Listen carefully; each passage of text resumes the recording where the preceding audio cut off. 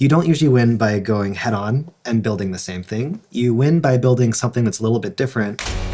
Welcome to Spotlight On, where we examine the technology shaping our world through conversations with the people building it. Welcome to Spotlight On. I'm your host, Vas Natarajan, and I'm here with Jon Noronha, the co-founder of Gamma. Thanks, Jon, for joining us. Great to be here. Thanks for having me. Gamma has become such a special business for a couple reasons. One, it's a company that, we led the seed and Series A of, which is part of the news that we're here to convey. We're so excited to be, continuing this journey with you guys. But it's also a business that was born right before the AI revolution and has since become very much an AI native company. That's right. And so we want to unpack that history and use, I think, the Gamma narrative to help explain what's happening in AI. And also help coach future founders on how to build a great, successful AI native business. So we're so excited to have you here. Why don't you kick off and just tell us really simply, what does Gamma do? Well, it might help to start with actually the origin story then, Perfect. to tee into it. So where we started and kind of the beginning point for all of this was reinvent PowerPoint. We had this idea to take this ubiquitous process, which is making slides. It's something that hundreds of millions of people every month do, but nobody likes doing. It's frustrating. It's a pain to format things. It's a pain to think of what you're going to say, structure your ideas, find the pictures, and even to present it. And so that was our goal all along. Let's reinvent PowerPoint and not just build a new editor for PowerPoint, like a new way to draw the same kind of boxes and rectangles, but actually rethink the medium itself and make a new format. So we were actually born in 2020 out of COVID and the pandemic and the lockdown we were all in. And we thought PowerPoint was made for sitting around a room pointing at a screen. And there'd be one person who would stand at the front and talk at everybody. And everybody would pretend to pay attention, but mostly be in their own laptops or in their own world or whatever, dozing off. And so we thought, everything about this doesn't make sense. PowerPoint was invented in I think it was 1989, which by the way is the year I was born. So it's been around for a bit. And a lot of the assumptions behind it have changed. And in COVID, it was most obvious that this assumption of we are all in the same room pointing at a screen didn't make any sense anymore. And so we started as, let's reinvent PowerPoint, particularly for remote work. But along the way, let's rethink a lot of the deeper assumptions of it. It has to be live at all. It has to be in person. It has to be a perfect 16:9 rectangle. All of these things, it had to be a linear story. None of those necessarily make sense anymore. And so we had this idea of let's rethink it all and build a new way to present ideas. So 2020, we've started with this balance of let's reinvent this medium. Let's rethink how the audience is receiving content, but more importantly, let's also rethink how creators are choosing how to present content. And we were born in a pre-AI, pre-LLM world. That's right. And so what were some of the technical choices we were making then? And then if I could have you fast forward to 2022, AI shows up on our doorstep. What were the technology choices that we pivoted to? Well, one funny thing is we were pre-LLM boom, but we were not pre-LLM. And so I distinctly remember using the very first version of GPT-3 in summer 2020 and evaluating, could this be useful for what we do? And the answer was no. Yeah. I tried Why it a not? bunch. Why not? The quality just wasn't there. Yeah. So I was testing very simple things like just, take a long written document and condense it to the key bullet points, which is a core thing that you do in making a presentation. It's take some long-winded idea and distill it down to the essence. And it did okay, and sometimes it even wowed me, but it would wow me 25% of the time and mess up 75% of the time. And that's obviously not enough to build a consumer-grade product out of. So it was a neat idea, but I just thought, okay, this clearly ain't it. Let's focus on a whole different side of things. Which is funny because there was this moment then in 2020, I guess it was 2022, 2023, where they really took off. And the technology actually hadn't changed that much. It turns out that just going from that 3 to 3.5 upgrade was enough to totally change the equation. Mm-hmm. But going back to technology choices early on, it's ironic how some of the early technology choices that we made, thinking that LLMs were irrelevant, ended up actually paying off really well. And I would say one of the biggest tech choices that we made early on, well, it was really a product choice actually, was we decided we wanted to merge the idea of document and presentation. So if you think typically a document, it's one kind of run-on sequence of thousands and thousands of words all in a row, whereas a slide deck is a bunch of independent chunks. And each of those chunks, each slide, is this very sort of free-form canvas where you're dragging around boxes and putting little arrows between things and all of that. So presentation and document are these very different worlds that each play by their own rules, which is why it's a huge pain to create both. You've thought in writing mode and now you're going to slide mode or vice versa. And we're all just kind of reproducing the same stuff in different shapes. our kind of core approach early on was, what if we create something that combines the best elements of both of these? And so on the document side, that meant a writing-based interface. You're not actually dragging and dropping things. You're just typing in your words and using commands to pull in these more dynamic blocks, like an image or an embed. Take a lot of inspiration from tools like Notion that had kind of gone and reinvented the document as a core sort of building block of work. But then also pulling in these elements of presentations. So a kind of like big, beautiful present mode that zooms in, this ability to create kind of easy layouts and visuals and drag them in, lots of stuff around imagery. And so we lean into this sort of hybrid medium that almost had this aspect of like a responsive website. You could make it big for a presentation, but you could also make it small for a document.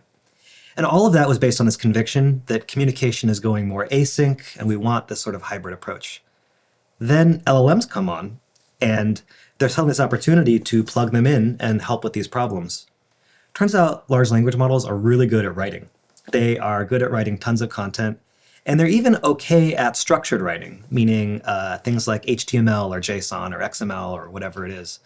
One thing they're terrible at, though, is dragging shapes around on a rectangle. So nobody's gotten LLMs to really draw very much. Mm-hmm. In fact, I remember early on experimenting with GPT-4 saying, draw me a pyramid, like 3 stages with like words inside, and it could not do it. It absolutely stumped this like genius level LLM that can pass the bar exam and the MCAT and all this stuff. But it can't draw, but it can write. And so it turns out we had created this medium for turning all this structured writing into a beautiful, dazzling presentation. And so it put us in this amazing position to actually exploit this new technology right when it came out, before an incumbent like PowerPoint was in position to take advantage. For the entrepreneurs that are listening, we at Gamma have become very multi-model in our approach. So early days, we were playing around with GPT-3, that evolved to 3.5, obviously 4 is on the horizon. The technology itself, I think, became a lot more consumable, and so just the developer experience around it, the sophistication of the API, what we could pass back and forth with these systems, has gotten a lot better. But there are many models out there, each that have their own, in some ways, domain expertise. One model might be really great at certain functions or outcomes, another model might be great at other things. And so how have you guys thought about this? Because I think a lot of founders are wondering, do we need to be orchestrating across multiple different models to get to the right output? Or can we build a business just thinking in a singular model way? We certainly started singular model because the time that we got into this, GPT 3.5 was kind of the thing. And so we built everything on one. And I have to say it was an easier starting point, not having to think about any of these questions. If I were advising a brand new founder, I would say don't dabble too much in testing 10 different models. Yeah. Honestly, you can get so much out of prompt engineering, just one model, that you should first figure out your core business around the model. And then once you've done that, iterate on the models. But for ourselves, who are now sort of scaling an AI native company, the choice is starting to flip there, where now we're having to put a lot of focus in it. And when I think about our success and the drivers of that success, a lot of it is about our ability to be at the forefront of what new models can do. We need to be in a position that when a great new model comes out, we can take advantage of it within a week, within 2 weeks. Not just with local testing, but actually rolling it out for new use cases. We need to really understand exactly what the frontier looks like of all of the features we are ready to build once models can do them, but haven't built yet because they can't. And so what does that imply about the team that we're putting together? Do we need some subset of our EPD resources tinkering with the new models that are out in the wild and almost thinking in sort of a labs and a research concept? Or have you designed our product organization in the way that you guys designed it at Optimizely or at other software companies? One interesting thing about our organization was we are very UX heavy. So we really leaned into UX design as sort of a core differentiator. So, for a long time, we were a team of 12 people, and of those 12, 4 were UX designers, which I think is pretty much unheard of in startups at that scale to lean into it. But the reason we've done that is that we really believe that actually probably the single biggest differentiating skill set in terms of taking advantage of LLMs is not sort of machine learning engineering. It's actually user experience at the application layer. It's that ability to deploy these things. And so, it's not so much that we have a subset of our team tinkering. We actually try to have a superset of our team tinkering. We try to have lots of folks trying out LLMs in their day-to-day life including so-called non-technical folks who you might not think of as the initial deployers. And so often our designers are the ones writing prompts. They're the ones who are a bit out ahead trying to take advantage of these things.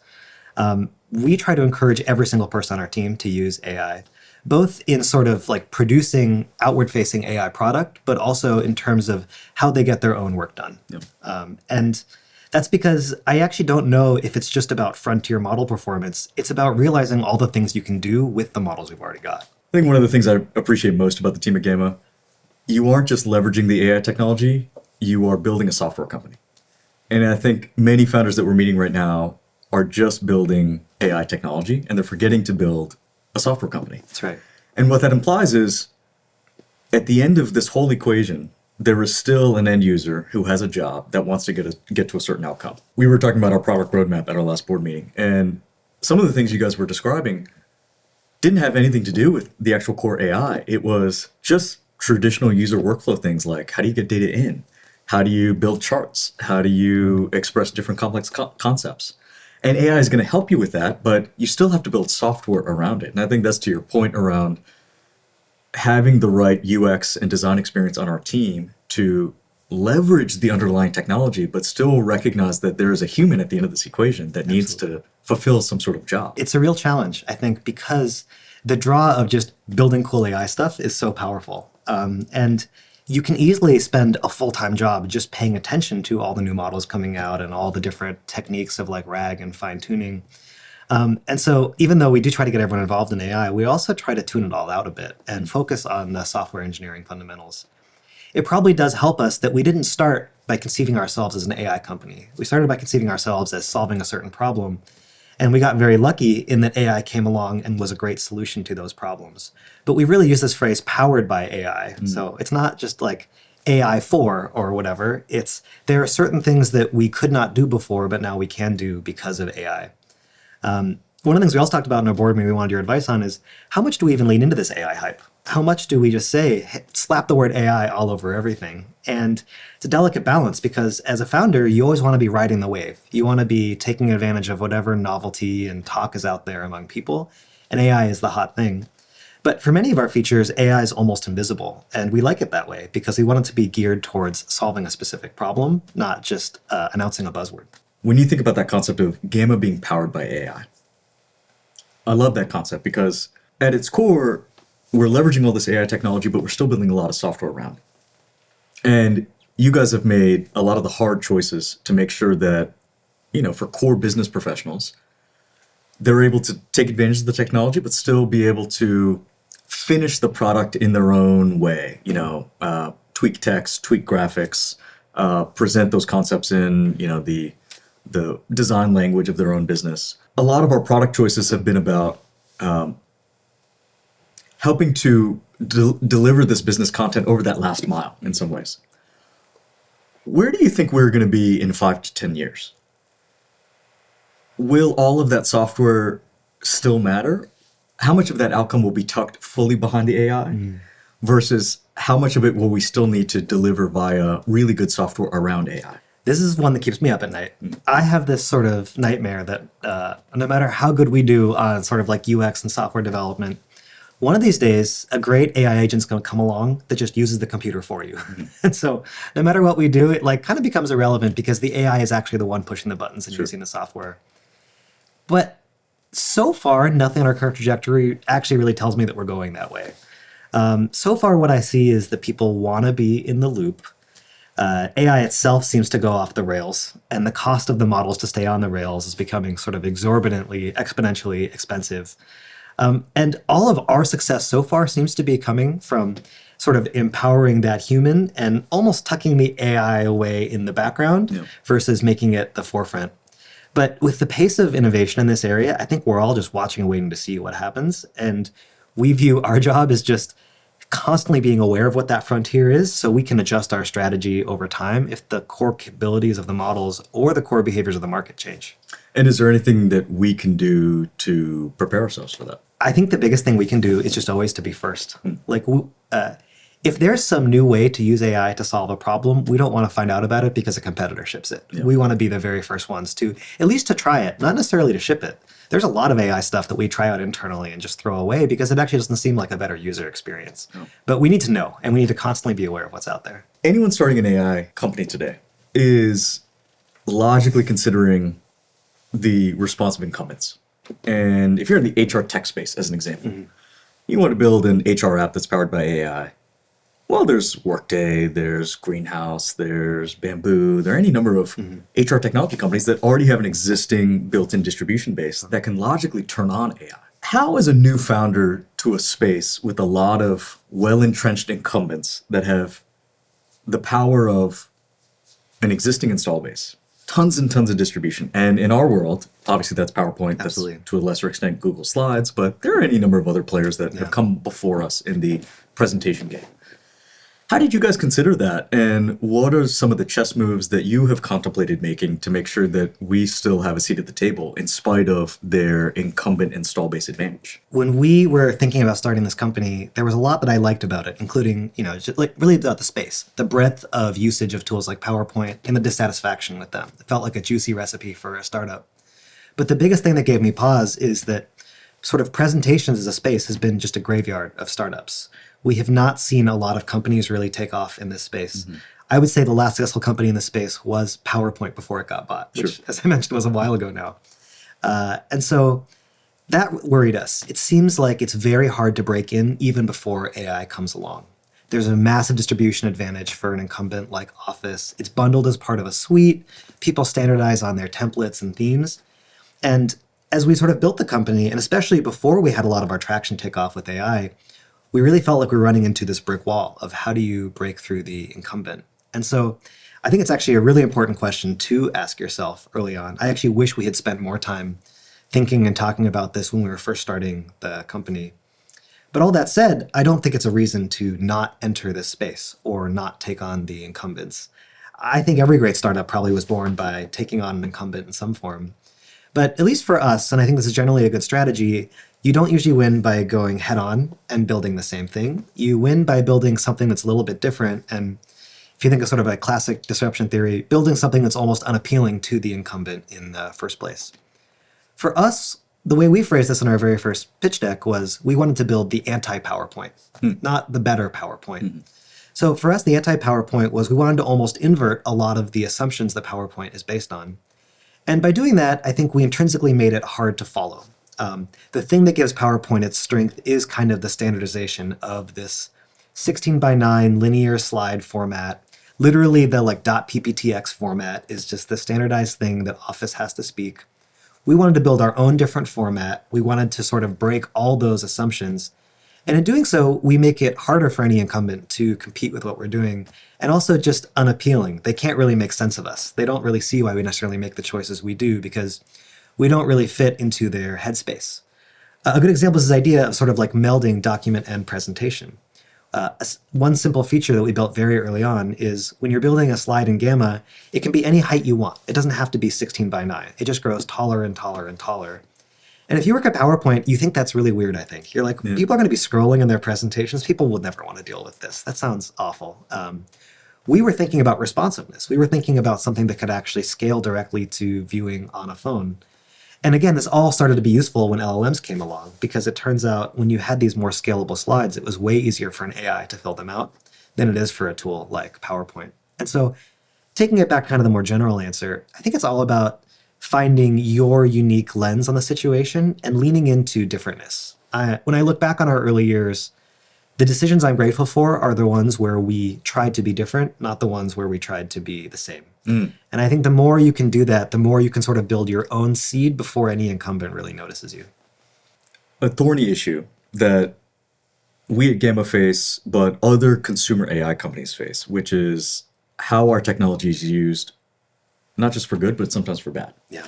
And the way in which one can run afoul of our terms of service or just what is right, what is ethical.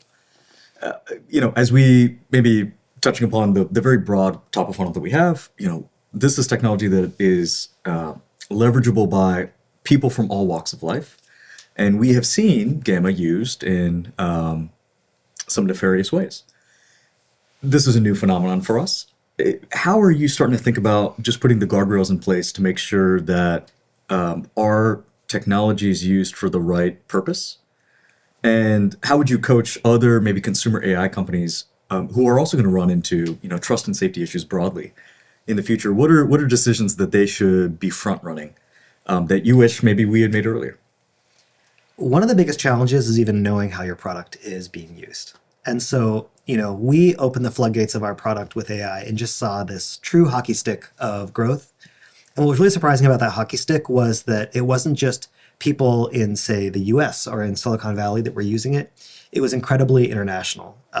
For a long time, probably like less than 10% of our signups were coming from the US. And many of them were using Gamma in languages that nobody on our team spoke for things that we could barely understand, aside from, copy pasting stuff into Google Translate and making our best sense of it.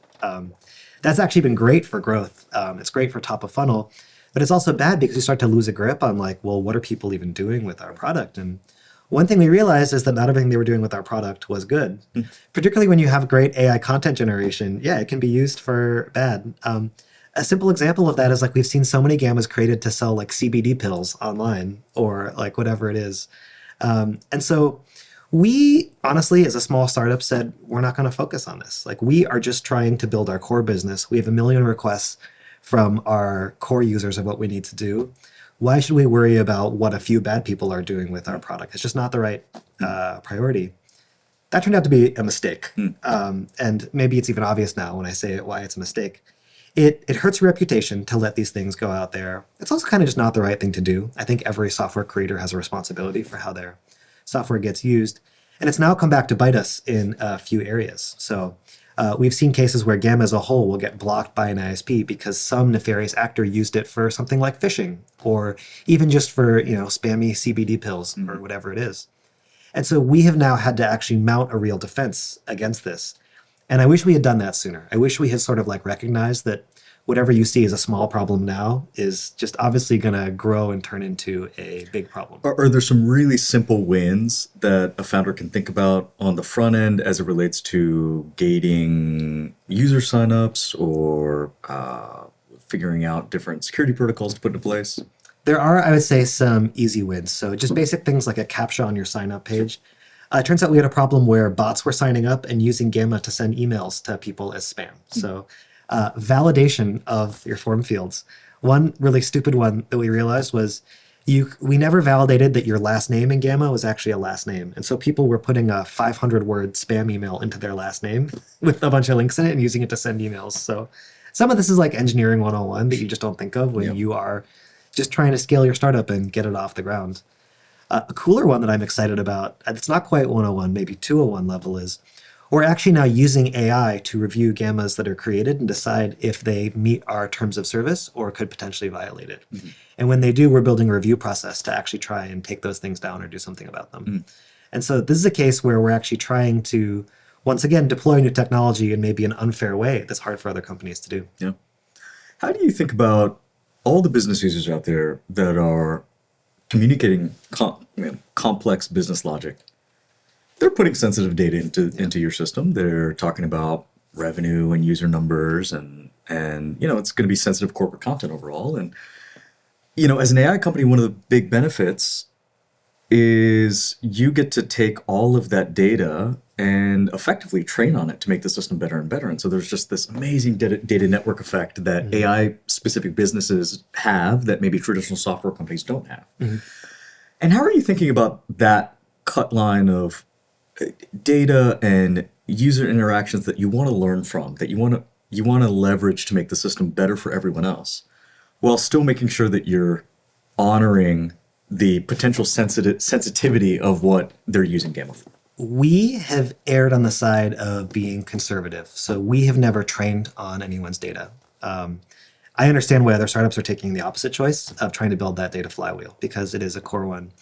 But I think our hunch is that because we know we want to grow into more and more professional and serious use cases, we don't want ourselves to be sort of hooked on using data in a way that if our customers knew about it, they would be upset about. That's a very dangerous position to put yourselves in. And so we have avoided it. And I think that doesn't mean you can't learn from what people are doing. So I would say overall, from an AI strategy perspective, we have relied less on fine tuning and more on prompt engineering. So what we try to do is we try to look at failure cases and say, how can we improve our core prompts for everyone based on that? But what we're not leaning into as much is let's actually train on a huge number of things, these to produce new models. I love that distinction of focusing on prompt engineering over fine tuning. You can focus your time and energy on improving the inputs, or you can focus your energy on improving the core machinery. We're choosing to improve the inputs. And over time, the machinery is just getting better and better as these models improve. That's right. Yeah, exactly right. So walk us through the post-seed era of Gamma. We were well-funded. We had a great team. We were trying to figure out product market fit. You know, in that same period of time, the energy around productivity tools and remote work from the COVID era was starting to die down a bit. And we were just overall, I think, searching for our identity. What was that like? It started out really fun and then it got kind of hard and stressful. So like I mentioned, we had roughly 12 people for most of this time. We launched our beta on Product Hunt over that summer. I guess it was summer 2022. And we started sort of like growing our user base. We actually were lucky to be like #1 product of the day on Product Hunt, which drove all of our early usage. But we're talking about on the order of like a couple thousand people signing up. And that boiling down to maybe on the order of like hundreds of weekly active users. So enough to see that there was clearly something here, that there was like real value people were getting. And some of them were becoming super fans. They were like raving about it and loving it, but there just weren't that many of them. And growing, but growing linear. So like more people are using us over time, but not exponentially, not the kind of thing where it's clearly a fire that is taking off. And around that time, our runway was starting to get low. So I would say by summer 2022, we had maybe like a year and a half of runway left. So not an emergency, but you're just starting to play that forward. And you're like, oh, well, you want to ideally raise funds when you have a year of runway left, so you're not cutting it too close. That means in the next 6 months, we need to be in the position to raise a Series A. Also, we raised a seed round in the boom times, and so we can't just raise any old Series A. We kind of have to raise at least as good as we had before, which for almost any investor. And I remember we even talked to you at the time, and you're like, just so you guys know, this is not going to be a walk in the park. Like, you need to be really gearing up for battle here. Yeah. You need to be really... This won't come so easily as the last rounds came. And so it took this process that had been really fun of building this company, but if I'm being honest, lacked a sense of urgency, and suddenly cranked up that sense of urgency to the max. We really realized that we had this narrowing window of time where we could take off. And can I ask you, John, in that moment, you're contemplating raising more funds for the team, for the company, but at the same time, you had brought all these great ex-coworkers of yours into this business on the promise of, you know, this next generation future productivity SaaS company. And that hype, that energy, you know, that curve was maybe starting to flatten a bit. And how are you guys balancing both keeping the energy and the enthusiasm alive for the investor community who you need to motivate to put more money into the business, and almost as critically, if not more consequentially, keeping that energy up for the team who's probably starting to realize, okay, wow, we haven't quite taken off in the way that we thought we were going to take off. Yeah, it's a really delicate balance. It's like, I remember this feeling of with the team having to convey both, we're doing really good and also we're not doing really good, basically. Like, this is great. We finally have traction. Let's be motivated and excited that people are using our product. But also, this level of good we actually think would have cut it for a Series A 2 years earlier, but didn't cut it. No. It actually really helped the macro environment had changed because we really kind of put all of our team communications in that lens. The world has changed around us. And so it actually doesn't matter that we are doing better than we were doing. For the team, it was almost jarring because if they compared the progress we'd made compared to when we raised the seed, it was night and day. We had been just a like really crappy beta at the time we raised the seed. Whereas now we finally had a product we were using internally that we actually thought was good. And we had real external customer love for the first time. And so from that perspective, from the team, it was actually really great progress and everything was good. we almost needed to crank up the urgency with them and say, it's actually not as good as you think. Because even though, yes, we're getting customer love, we're not seeing these numbers. Like, How did they take react off. to that? I think overall it was a motivator. Yeah. But I think we really struggled with how to convey that urgency without scaring people. Because of that, I think we did get the team to really take on a sense of urgency. And honestly, we got really lucky that our incredible sense of urgency coincided with this ChatGPT moment where all of a sudden a new market opportunity just blew up in our face. Yeah. And so we seized it with full force. The ultimate test of the mettle of a company and of the culture of a company is not in the great times, it's in the tricky times. And how do your employees rise to the moment in those crucible eras of a business? And I was so impressed by, in the 2022, 2023 times where we really had to focus in to try to get product market fit and get this business to ignite. That brings me to our Series A. And one of the things I've always appreciated about Gamma is how you endeavor to do a lot with the little. And that manifested in this fundraising process where there was so much more money that you could have raised that you didn't raise. And I'm curious, walk us through that decision process. How is this Series A going to be the right amount of capital for Gamma today? How does it let you focus in on the things that you want to focus in on? And conversely, how do you make sure that you don't do too many things in parallel such that you take your eye off the ball in terms of what's important? There was a point a little over a year ago where we would have taken any amount of money from anybody. We were just in survival mode and looking for a lifeline. It was nice to be in a position when we actually did raise this Series A where we were not so desperate. We had seen this huge acceleration of growth from AI. We started monetizing, and we've actually been cash flow positive for most of the past several months. And so we were actually at a point where we didn't need the money anymore. And the advice I have heard 100 times from founders is always raise money when you don't need it because you're in a position of strength. And so we were lucky to do that. We did have people pounding down our doors. And because we've been so recently in a time when we didn't have that, it was just so obvious to me what a different feeling it is. But it made me realize, the money is not the thing that actually makes you successful. The money is ultimately a byproduct of your success. And if anything, we've seen both in our own experience and just in our space and other companies that are almost killed by the amount of cash that they raise. Yep. They raise so much that it destroys their ability to focus. I think we had seen firsthand what a strong sense of urgency we got from not having too much money. We were going 2 or 3 times faster than we were when we had plenty of money. I'll just say that. And so we never want to lose that again, now that we've tasted what it can feel like to be so lean. And we really don't want bloat. We don't want to get to a point where you are hiring people just for the sake of hitting a number target. And especially the thing we've seen over and over again is you hire a bunch of people and just lay them all off again, and you're constantly doing this expanding and contracting thing that is hugely wasteful of everyone's time and a lot of money as well. And so we really have taken leanness and speed as a core value, and that drove our fundraising strategy, which is raise enough money that we don't have to worry about money and we can attack all the new markets we want to, but no more than that. And we were excited to partner with you guys to be able to do that. For us, in terms of roadmap, what I think that means is we still can't do everything because we didn't raise enough to hire a 100-person team. We don't want to actually grow our team by a ton. We want to keep that team small and focused, and we want to just take on the biggest opportunities.